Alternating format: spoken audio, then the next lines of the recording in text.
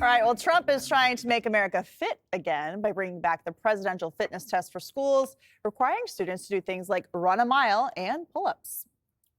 The order that I'll sign today in a few moments directs the council to develop strategies to improve America's physical fitness and renew the American spirit, excellence, competitiveness, and sportsmanship. Health, fitness, sports, nutrition, all of it. I think learning that at a young age sets you up for success in life. And without it, you're at a lesser place for it. Help our youth be healthy and thrive. And the importance of living a healthy, active lifestyle cannot be any more important than nowadays.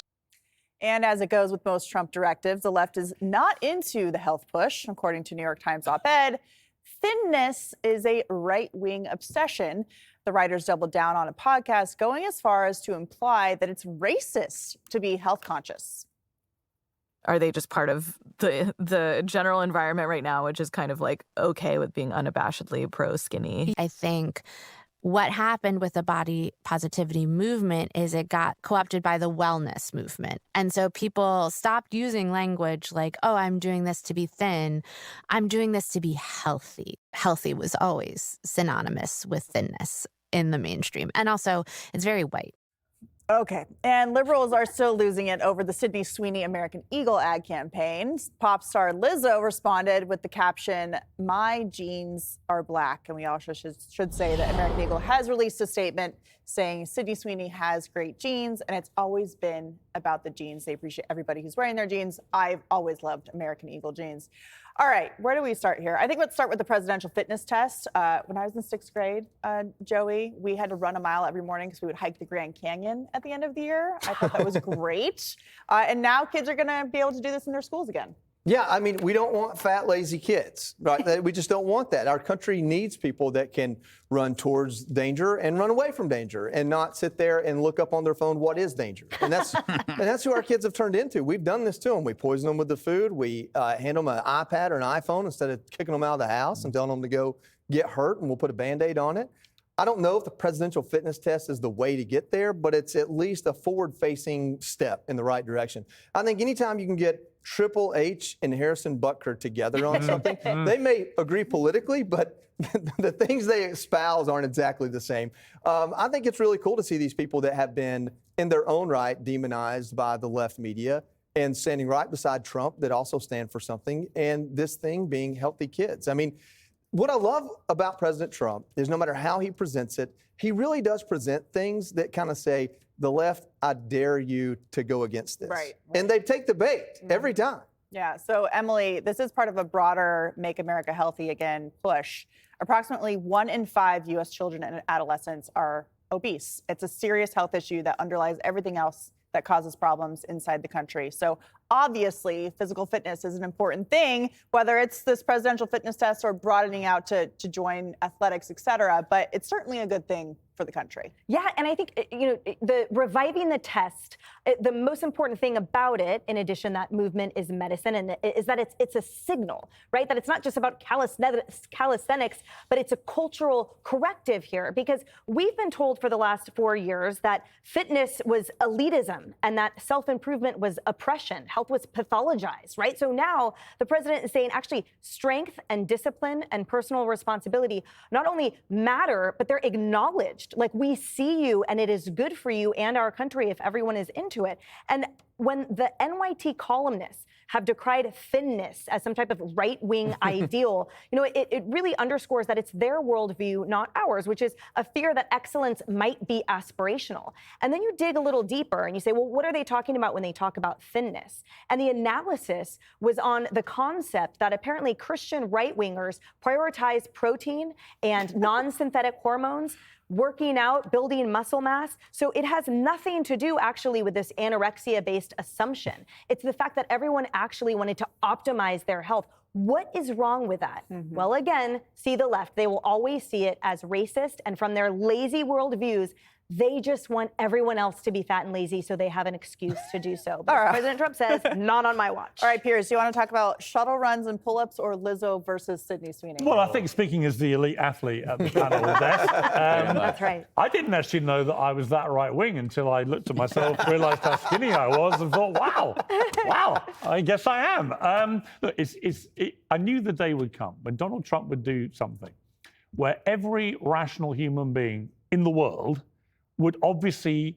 immediately, instinctively respond with, that's a great idea. Like 1 in 5 kids in America are obese. Let's get them at school doing stuff which makes them a little bit fitter, a little bit healthier. And you see the reaction, and you're just like, what is wrong with you? What is wrong with you? Imagine hearing this news and thinking, oh, for God's sake, Trump's making our kids fitter, healthier. This is disgusting. This is why I hate the man. This is why you shouldn't be president of the United States. And that's literally what some of them are doing as they foam at the mouth. And again, my message to my liberal friends, do you know what would be really empowering for you, for your mental health, for my mental health, for all of our mental health? If you just heard a campaign like this and you went, you know what? That's a good idea. I agree with Donald Trump. I agree.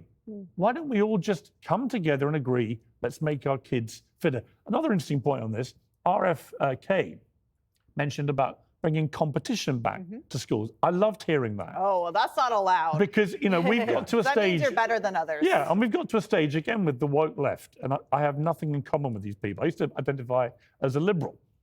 I can't now because they've been hijacked by these lunatics. Does that mean we're going gun shopping? I think we may well be, Joe. We may well be. We'll get him there. I'll bring my brother was a British Army colonel. He's a very good shot, so I'll bring him. We'll go out together. We'll get him there soon. But the thing about winning is that the wokeism mindset is that winning is actually wrong. Losing is to be celebrated because then you can be a victim. You can wallow in not winning, and winners should be frowned upon. When did we get to that? When did America or the United Kingdom get to a place where you think winning is losing and losing is winning? So I applaud this, and I think that Trump is absolutely spot on. And to the woke left, wake up, smell the cappuccino, agree it's a good idea, and just you'll stop yourselves hyperventilating. It'll be healthy for you as well. So, Greg, as our resident health expert, yes, what is your opinion about this whole thing? it's a war on jolly kids. When I grew up, the pudgy kids were the fun ones. They had the best food in the fridge. They had the best jokes, and you could stay up all night at their house. Here's the thing: I think that all of you guys have touched on this kind of overarching issue. Good things are hard to do, so don't do them. That's exactly right. It is what you can look at, like physical fitness, beauty, hard work, self-care, following the law. Waiting in line, patriotism, citizenship, self-defense, having a family. All of these things have been denigrated in kind of this modern progressive era, and they are aspirational, but more important, they're also hard. And the woke has told you, and it's so convenient.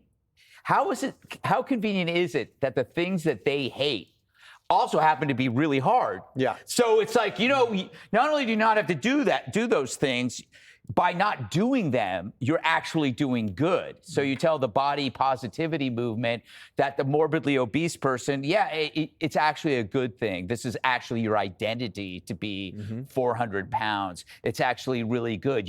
Discipline is actually oppressive. So the bottom line is everything good in life requires hard work. Especially up front for the long-term benefit. That's whether it's exercise or music lessons or whatever. So underneath this criticism is a fear of effort. And you see it when you look at their mugshots, Antifa.